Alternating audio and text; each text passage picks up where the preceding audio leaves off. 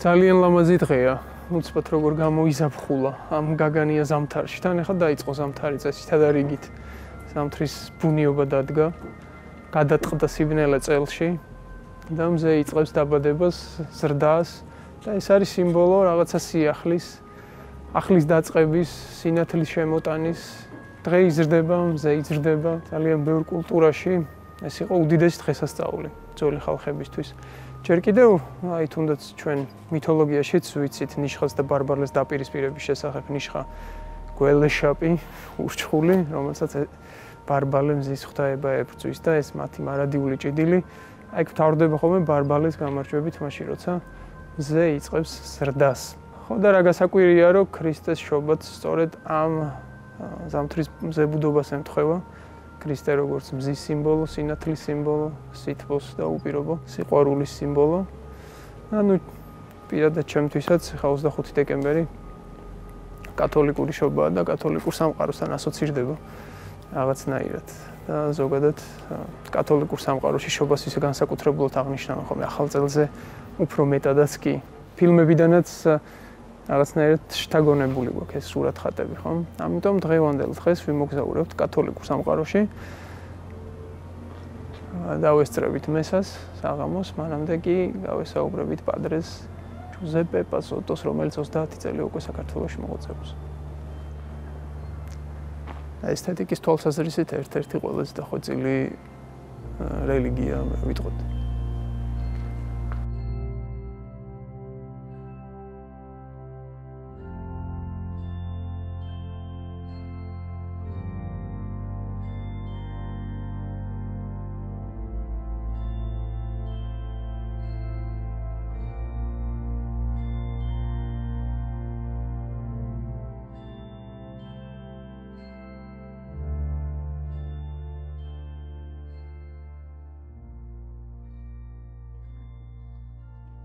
გამარჯობა. როგორ ბრძანდებით? როგორი არის ხოლმე წესი კათოლიკე მამაოს როგორ ესალმება ადამიანი? ჩვენთან არის მაგალითად ღვთაელშოში ხვდებით, დამლოცე მამაოს უგნებით. თქვენთან არის ეგეთი? არის ერთი მისალმება, კათოლიკური მისალმება არის ერთი ამბობს გებულიკო იესოსა ხელი და მარადის უგუნის სამდარი პასუხი. საერთო არის ეს მისალმება. კებული იყოს იესოსა ხელი, მარადის უგუნის სამდარი პასუხი. რა კარგად საუბრობთ ქართულად. დიდი ხანია ხო აქ ხართ? საკამაო კი 30 წელი საქართველოში ვარ კი. გაგიჭირდათ ისე ენის სწავლა? რა თქმა უნდა. არ ვიცი თუ თელოსაც გვიჭირს. ძალიან რთული იყო დასაწყისში, არის კიდევ რთული ამაზე ლაპარაკი, მაგრამ მაინც ნელა-ნელა. ისე ქართულ ენაზე არის ხოლმე თუ ლათინურად არის წირვა? წირვა არის ქართულ ენაზე, კი.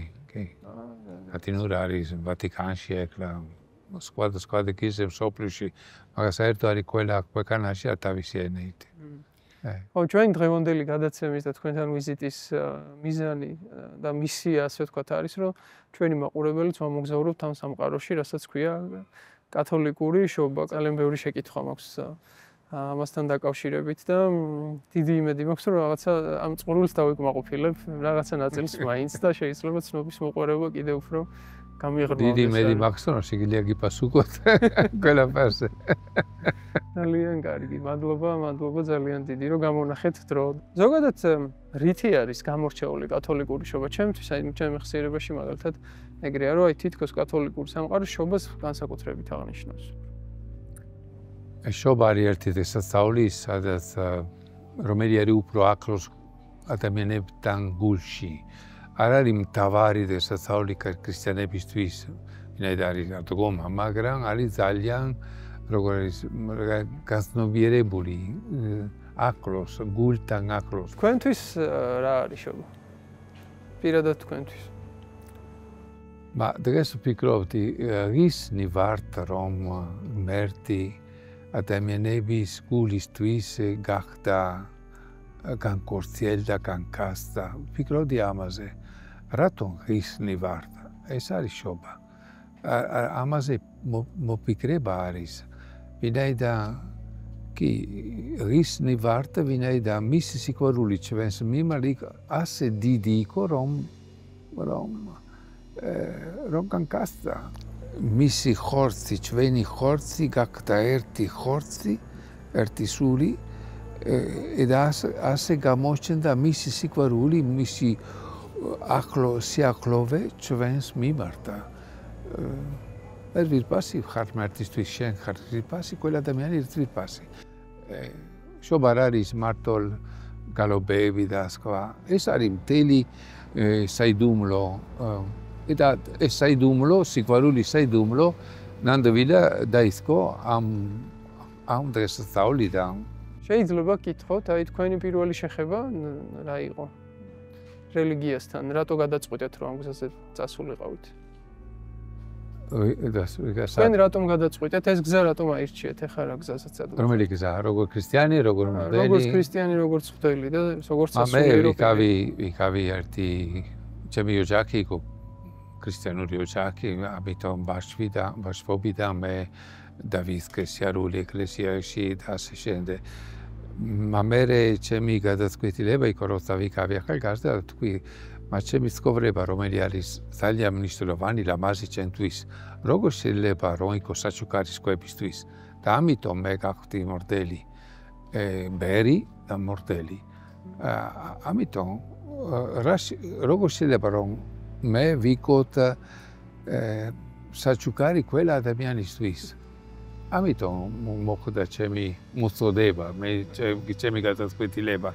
არ იყო სხვა მიზანი, სხვა მიზეზი. რა საინტერესო. და საჩუქარი, რა საჩუქარს იღებს ადამიანი მღვდლისგან? ყველაფერი, რაკი ჩვენ შექმნილნი ვართ ღმერთის ხატად, მსგავსად, ხატად. როცა ჩვენ შეგვიძლია ვისწავლოთ სიყვარულით, ეს არის და ღმერთი არის სიყვარული, ჩვენი ძალა ღმერთისგან. არის მთელი პერიოდი, ხვია ადვენტის პერიოდი, არის ერთი პერიოდი, რომელიც ყველა კათოლიკე მეზადება შობისთვის. მართლმადიდებელი ეკლესიის ამბობენ მარქვა, ჩვენთვის არის ადვენტი, ვინაიდან ლოდინი ნიშნავს. ნიშნა რომ უნდა გავიგო კარგად, ვინ უნდა ველოდები, ვინ იქნება. უნდა ეს 4 კვირა არის არ არის მარქოლობა, რომ არ უნდა ჩამო, არის ლოდინი, არის მე ვინ მოვა. მარანათა ნიშნა მოდი ესო ვინ არის ეს არის ეს პერიოდი. და მაგ პერიოდში რამე პრაქტიკა არსებობს, ან ლოცვის პრაქტიკაა, თუ უბრალოდ აზროვნებით უნდა ვიაზროვნო მაგ თემაზე? არის ერთი ყოველკვირა ერთი კატექიზაცია, ერთი მომენტი, სადაც შეკრებილნი ვართ და ვილაპარაკო ამაზე, არის მაგალითად სოფლებში არის დილი და ადრე 7 საათი როც სიბნელეში ყველა მიდია ეკლესიაში ერთი სანტელით ამიტომ ძალიან ლამაზი სოფელში ვინაიდან სხვადასხვა საქმეებიდან მოდიან და ღამეს არის, მაგრამ ჩანს ვინ შედის ეკლესიაში ვინაიდან ხელში აქვს ერთი სანტელი, ანტებული სანტელი და ამიტომ არის ლამაზი მომენტები. ძალიან საინტერესოა ეს ლოდინის ფენომენი მომეწონა. აქ თითქოს ამ გამზადებს შინაგანად რაღაცა ანაყოფიერებს ნიადაგს ხოლმე. მე ვამბობ რომ ეს პერიოდი არის როცა ასე ვინ არის? უნდა გავიგო ვინ არის. გაიგეთ ვინ არის?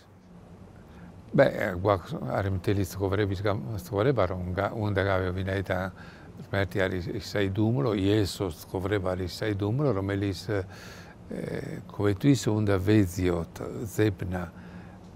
ჩვენი მხრით არის ზებნა, ღმერთი მხრით არის მოსვლა. ეს არის შემხედრი მოძრაობა, ესე იგი. ყველა რელიგია ეძებს ღმერთი. ქრისტიანული რელიგია ელოდება ღმერთის, შეხვდება ღმერთი. არის ღმერთი დასაწყისიდან მივიდა ადამიანებისკენ. არა მარტო დასაწყისიდან ადამიანები მიდიოდა ღმერთისკენ. საინტერესო საუბარი გველის. შეიძლება რომ შეგნით. ეხლა არის ცოტა სიბნელი. რეპეტიცია მიდის ახლა როგორც მივხვდი.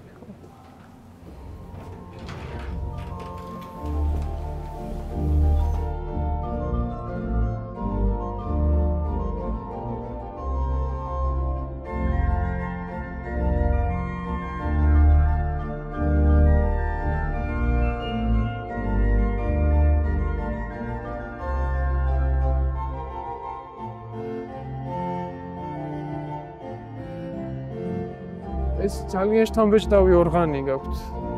კი. არ არის დიდი ხანი რომ არის ეს ორგანი. არის ერთი წელი. ადრე არ იყო, მაგრამ რაკი აქ პალიაშვილი უკრავდა ორგანი ადრე. პალიაშვილი კათოლიკე იყო. ყოველთვის იყო ეს სულვილი რომ მაინც დაბრუნდეს ორგანი. მუსიკა არის ერთი როგორ არის მე ვფიქრობ რთიურის ენა რომ შეიძლება გავიგო ვინ არის ღმერთი მუსიკის მეშვეობით მე ვფიქრობ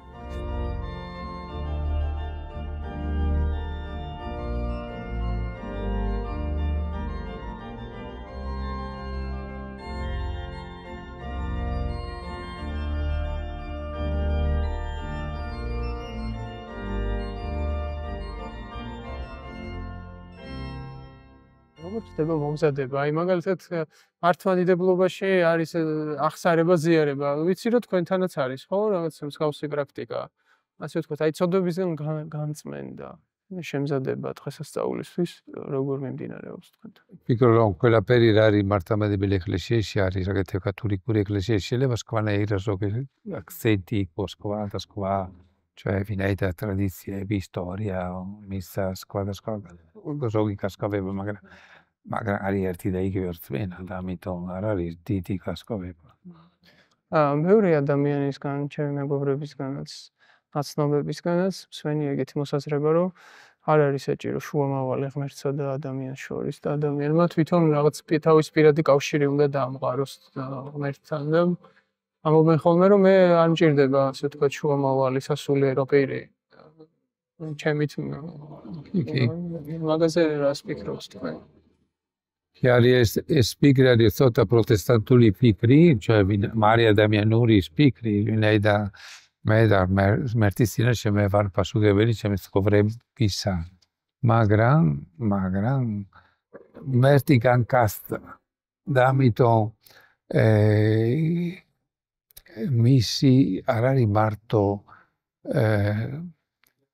ჩემი პერსონალური სიარული არამედ მე ვარ ჩემი ხსნა იქნება სხვებთან ერთად ამიტომ არის ეკლესია მე ვარ ერთი დასიდი ამიტომ ჩემი სოდვა არ არის მარტო ღმერთის მიმართ შედენილი არის ჩემი ძმების მიმართ მე ვარ ამაზე პასუხებელი და ამიტომ ჩვენ შეგვიძლია ჩვენ ვსაუბრობთ საზოგადოებაში, ვსაუბრობთ სხვებთან ერთად და ვახსოვს აგრეთვე ეს პასუხისმგებლობა.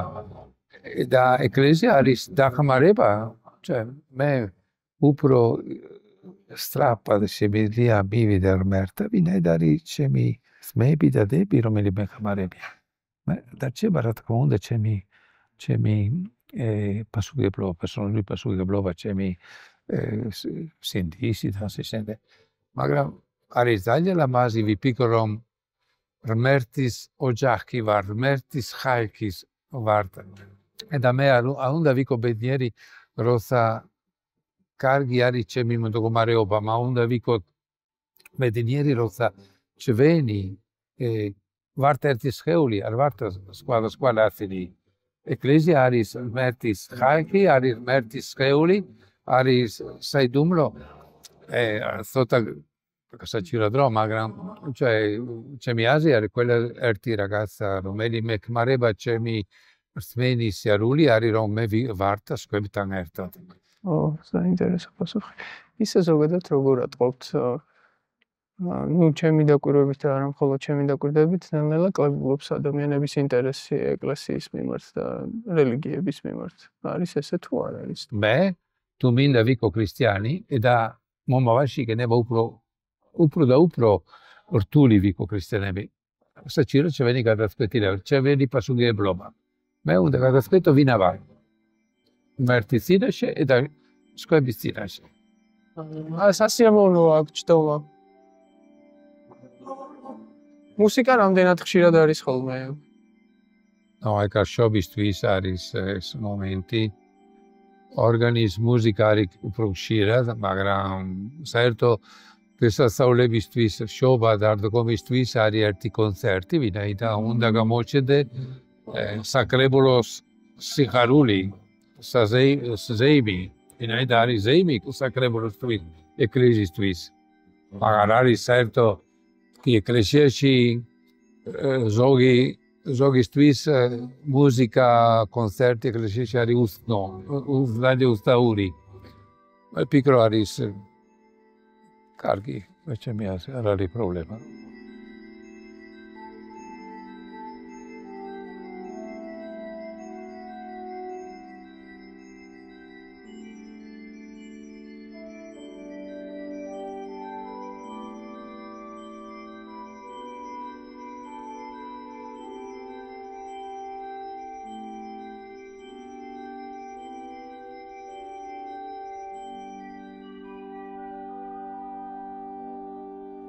ერთი თვალშისაცემი განსხვავება კიდევ რაც არის, ალბათ კათოლიკურსა და მართლმადიდებლურ ტაძრებს შორის არის გამოსახულება წმინდანების და ღმერთების. ქრისტიანობაში უფრო ხატები გვაქვს უმეტესწილად და კათოლიკურ სამყაროში აქტიურად არის ქანდაკებები. ამის შესახებ ხო შეგიძლიათ რამე მითხრათ, რა განსხვავება ამ ორს შორის? კათოლიკურ ეკლესიაში არის მიღებული ხატები, სტატუები, ძეგლები, ყველაფერი, რომ თუ ეხმარება, თუ არის გაკეთებული კარგა, რომ უნდა ეხმარებოდეს, რომ გავიგო და ჩემი ლოცვა და ჩემი ურთიერთობა ღმერთთან. ამიტომ არ არის მაგალითად კათოლიკურ ეკლესიაში ხატები არიან ბევრი, როგორ მართლმადიდებელი და არ არის მარტ ჩვენ ეკლესიაში არის ბევრი ხატი, ვინაიდან ეს არის არ არის პრობლემა ჩვენთვის. ეს მგონია იქო ეს არ არის კანონიური, არ არის საეკლესიო მიმართულება, არის ხალხის მიმართულება, ხალხის გამოხატულება მათი რწმენით. შობა ზოგადად ისეთი დღესასწაულია. თუ ვინმე ელოდება შობას, ალბათ ერთ-ერთი პირველი არის მარიამი, ხო? მან უნდა შვას და თვითონაც ლოდინის რეჟიმში იმყოფება, ასე ვთქვათ. ხო შეგიძლიათ მითხრათ მის შესახებ ერთი-ორი სიტყვით როგორ აღიქმება ის თქვენთვის? მარიამი არის ერთი ფიგურა. მე ვამბობ, ზოგისთვის არის უფრო ახლოს მარიამთან, ზოგი არის უფრო შორს. მაგრამ მარიამა დარჩება ყველა ქრისტიანისთვის ერთი ფიგურა მნიშვნელოვანი, ვინაიდან არის იესოს დედა. და ასრულა ღმერთის ნება მისი ცხოვრებაში და ამიტომ არის მაგალითი მე არ ვამბობ რომ ყველა უნდა იყოს ძალიან როგორ არის ჩართული ამ კავშირი მარიამთან, მაგრამ ყველასთვის არის მნიშვნელოვანი. მაგრამ შეიძლება რომ ჩვენი კავშირი მარიამთან იყოს სხვადასხვა ჩვენი ცხოვრებაში სხვადასხვანაირად, როცა ვარ ბავშვი, როცა ვარ ახალგაზრდა, როცა ვარ მოხუცნი, ჩვენი კავშირი იქნება სხვადასხვანაირად. ვინაიდან ეს ფიგურა თუ არის ქრისტიანების დედა, შეიძლება რომ ნამდვილად მისი დაფასება იქნება სხვადასხვა მომენტებში სხვადასხვანაირად. მე ვფიქრობ. კი ბატონო, ხო ლოგიკურია, კი. მაგაზეც არ მიფიქრია. უკვე 3-4 რაღაცა მოусმინე, რაზეც არ მიფიქრია და საფიქრალი მომეცა. თქვენ როგორ მოხვდით საქართველოში? ის გავიგეთ, რომ რელიგიურ ოჯახში იზრდებოდით და დაინტერესებული იყავით საეკლესიო ცხოვრებით. მაგრამ აი უშუალოდ საქართველოსთან თქვენი დაკავშირება როგორ მოხდა? როგორ საბჭოთი შემდეგ როცა იყო საშუალება რომ მოვიდე აქ კათოლიკები აქ არც ერთი მოდელი არ იყო. და ამიტომ იყო თხოვნა რომ ვინმე მოვიდეს. მოდიოდეს აქ. და ამიტომ ვატიკანი დაეძებდნენ ვინმე რომელიც შეიძლებოდა რომ და მე ვარ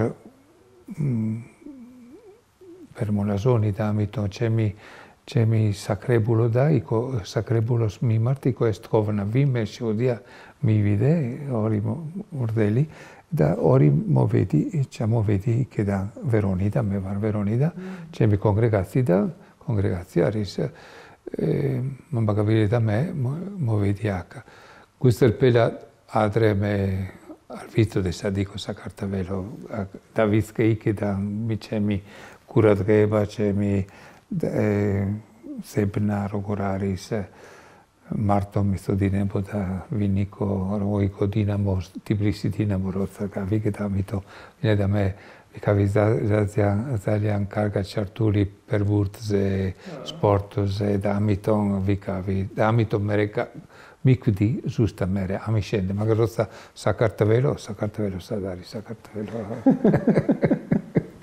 ფეხბურთი მაინც ისეთი კავშირია ერთი დახმარება კი ჩემთვის კი ეკო ეხლა უყურებთ ფეხბურთს კი უფრო ცოტა ეხლა ხანდახან მაინტერესებს მე როცა მე ვიქავი ადრე ფეხბურთელი და აგრეთვე ვიქავი როგორ ფიზიკულტურის მასწავლებელი და ამიტომ იყო ჩემი საქმე ბავშვებთან და ახალგაზრდებთან ის იყო იქ ვერონაში ალბათ ხო? ვიქავი მორდელი აგრეთვე თან პარალელურად თელით იყავის და ფეხბურთის კი ზოგიერთი ბოლო მომენტი ვინაიდან ბოლო პერიოდში ვახ ძალიან საინტერესოა თავსდება ეგ ორი რამე ერთად თუ მაინც არჩევანის გაკეთება მოგიწიათ მე ვფიქრობ პირიქით როცა მე ვიქავი მორდელი და ფიზიკულტურის მასწავლებელი მაგალითად ბავშვებთან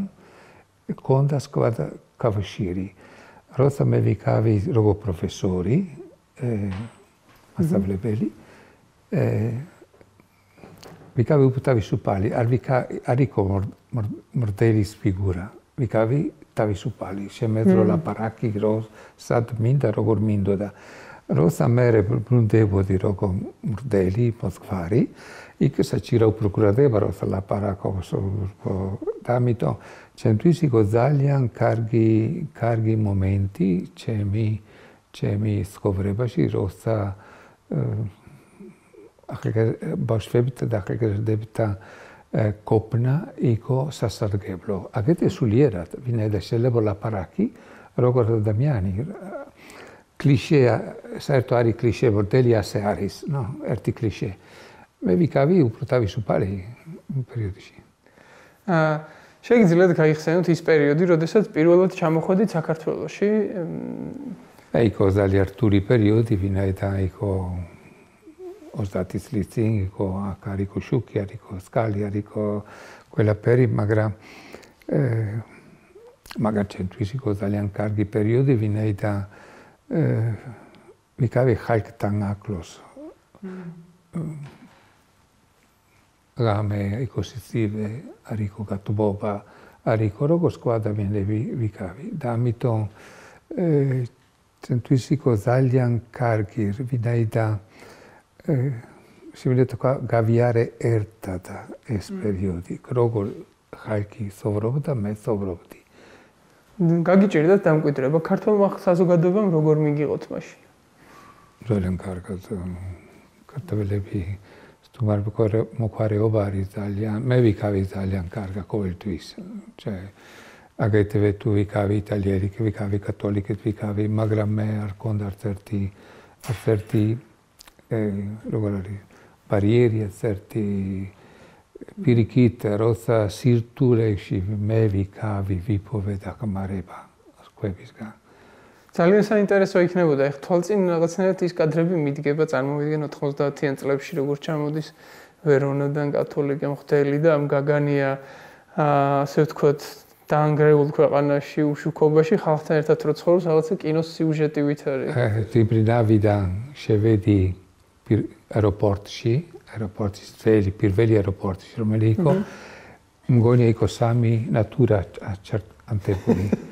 არ ვიცოდი სად უნდა მივიდე, როგორ მივიდე, იყო ძალიან, იყო პირველი მომენტი, სად იყო ბარგები, სად დათო, იყო ძალიან, აქედან დაიწყო, იყო კარგი, კარგი. თქვენ მე მალე გადაწყვეტეთ, რომ აქ დიდხანს უნდა დარჩენილიყავით, თუ ცოტა ხნით ჩამოხვედით თავიდან? მე ჩამოვედი და ვფიქრობდი რა უნდა აქ უნდა დარჩეს, არ ვიცოდი რამდენი ხანი, მაგრამ გრძელი პერიოდში რომ უნდა ყოფილიყავი აქ. მე არ შეიძლებოდა დავიწყოთ ენის სწავლა თუ არ გაქვს ეს სულვირი რომ დარჩეს, არის დიდი ბარიერი ენა არის, ამიტომ უნდა ბევრი სწავლა, ბევრი დასაწყისში ყოველ დღე იყო 12 საათი სწავლობდი ჩვენ, 12 საათი ყოველ დღე სულ. მასწავლებელი ყავდათ თუ თქვენით სწავლობთ? იყო მასწავლებელი უნივერსიტეტში, ერთი, მეორე იყო საქმეში, ჩვენ ბევრი შედიოდა რომ ჩქარა. ტაძრის შესახებ რომ მომიღოთ, გავიგერო თქვენი აღდგენილი ყოფილა. და ხანძარი გაჩნდა. იყო ეგეთი ამბავი? არა. როცა ჩამოვედი, იყო დაანგრეული, იყო ხანძარი იყო, უკვე იყო. და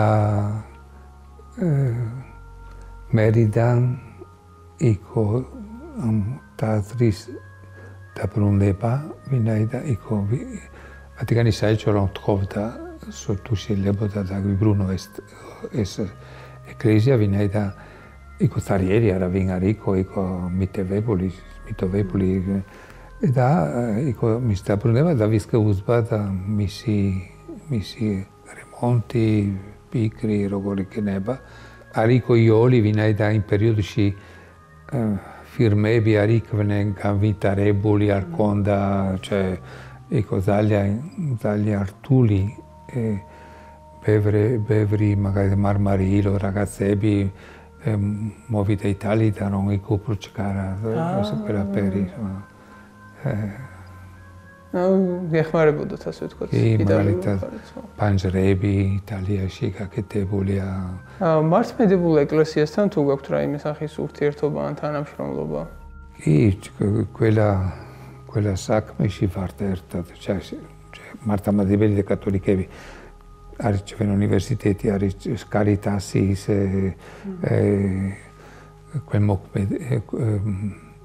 ეს ყველაფერი სადა კათოლიკები არ არიან ბევრი და ამიტომ ყოველი საქმეში არის მართლმადიდებლები ჩვენთან ერთად. მე საპატრიარქოთან გვქონდა ბევრი ურთიერთობა პატრიარქთან, ეკრა არის კარგად, ამიტომ მაგრამ ადრე გქონდა ხშირად საუბარი, ლაპარაკი სხვა ეპისკოპოსებთან, კი არის პრობლემა, არ იყო პრობლემა. ზოგადად ახლა ძალიან გულწრფელად უნდა გავაჟღერო მაყურებლების წინაშეც, რომ ამ გადაცემას როდესაც გეგმავდით, მაშინ რაღაცნაირად ესე დავფიქრდი ზოგადად კათოლიკურ რელიგიაზე და შინაგანად რა შეგრძნებები მქონდა, რა ასოციაციები მქონდა და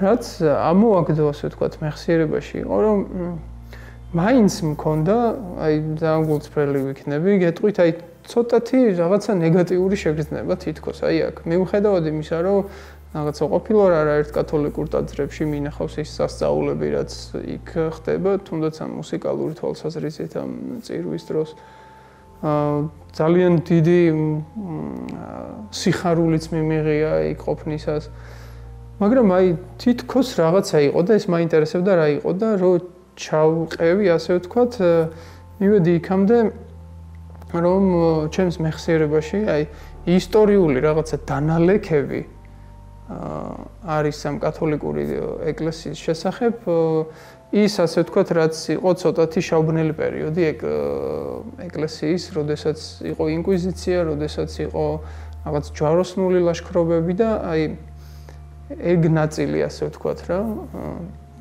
ეკლესიის და აი თქვენ როგორ უყურებთ მაგ ყველაფერს მაინტერესებს. ყოველი ეკლესიის ისტორიაში არის მომენტი ლამაზი და მომენტი ბრუტული. ეს არის ნორმალური. ხშირ არის ზედაპირული სოდნა. ჩვენ არ ვიცი ზუსტად საბუთეები როგორც იყო შეცდომები, მაგრამ ჩვენთვის იყო ნორმალური რომ შეიძლება იყო შეცდომა, მაგრამ უნდა მივიდე ბოლომდე. როცა შედი, მე ვფიქრობ რომ ერთი პრობლემა არის როცა შედის პოლიტიკა ეკლესიაში. ალორა იქ არის აფუჭებს ჩვენი ასტრონება.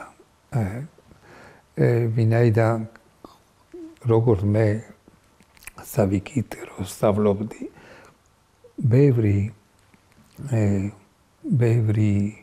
როგორ არის სუდი ფიქრი ბევრი შეცდომა აგრეთვე გამოვიდა ვინაიდან პოლიტიკა შევიდა ეკლესიის საქმეებში.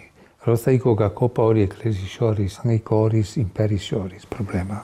მე ძალიან როგორ არის მასუკებს როცა ლაპარაკი არის ზედაპირული მარტო სქემურად და სტანდარტულად ეს არის პრობლემა ჩვენთვის ანუ ეს გაყოფა უფრო პოლიტიკური გადაწყვეტილება იყო ვიდრე თეოლოგიური საფუძვლები არ იყო 100% იყო ასე მე შეიძლება რომ რაკი საჭიროა გამართლება გაკოპის გამართლება და ასე შემდეგ თუ გამართლებული არის აგრეთვე რელიგიის მეშვეობით, იქ უფრო კარგი იქნება ეს გაკოპა. ისე როგორ ფიქრობთ, არის იმის შანსი, რომ ისევ გაერთიანება მოხდეს? კი. ვინაიდან თუ იესო ლოცულობდა რათა ყველანი ერთი იქნებიან.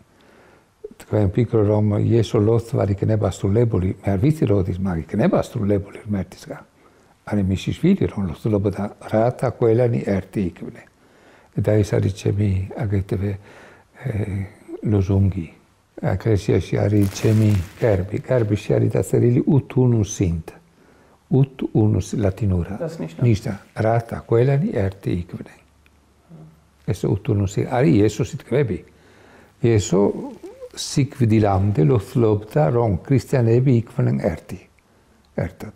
ყველა მისი მოწაფეები იქნებიან ერთად.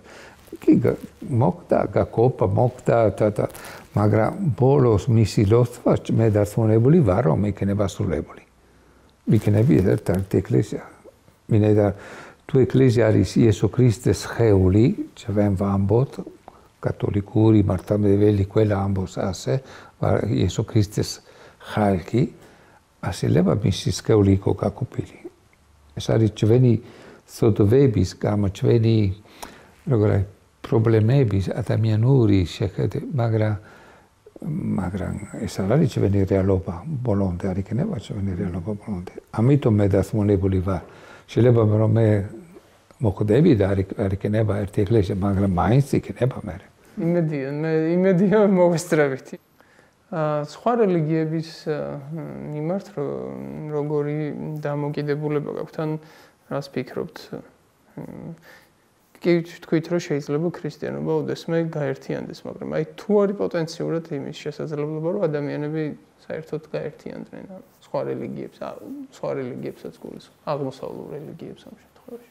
ღმერთისკენ მიდივარ ერთად.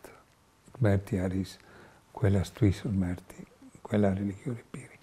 და ამიტომ ყველა რელიგიური პირი უნდა იყოს მშვიდობიანი, უნდა იქონდეს სიმართლე მთავარი, ვინაიდან ეს არის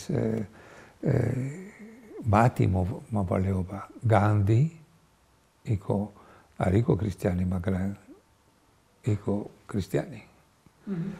და მე თუ მიდივა ბოლომდე საქარებაში, ჩემი აზრი საქარებაში, ქრისტიანი არ არის სხვა პლანეტიდან მოსული. ქრისტიანი არის საქარებაში არის ჭეშმარიტი ადამიანი. ეს არის ქრისტიანი.